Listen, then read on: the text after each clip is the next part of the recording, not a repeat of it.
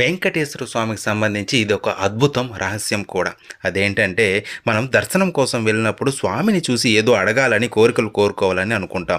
కానీ బంగారు వాకిల్లోకి అడుగు పెట్టిందే ఏది గుర్తుకు రాదు. ఎందుకో తెలుసా?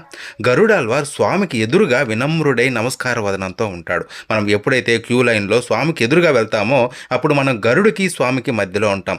అప్పుడు జరిగే అద్భుతం ఏంటంటే మనం అధిక శక్తి క్షేత్రంలోకి అంటే మ్యాగ్నెటిక్ పవర్లోకి అడుగు పెడతాం.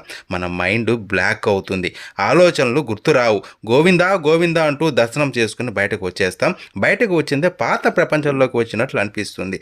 మీరు ఇలా ఎప్పుడైనా ఫీల్ అయ్యారా? అయితే కామెంట్ చేయండి. కానీ జ్ఞానోదయం పొందిన సిద్ధులు, యోగులు, దేవతలు ఈ శక్తి ప్రభావానికి లోనవ్వరు. మనలాంటి సాధారణ మనుషులు ఈ ఎనర్జీ ఫీల్డ్లోకి ప్రవేశించినప్పుడు మన మెదడు బ్లాక్ అవుతుంది. ఆ సమయంలో స్వామిని చూసిన జ్ఞాపకం కూడా తొలగించబడుతుంది. అందుకే స్వామి వారి రూపం మన మనస్సులో కొద్ది సెకండ్లు మాత్రమే నిలిచి ఉంటుంది.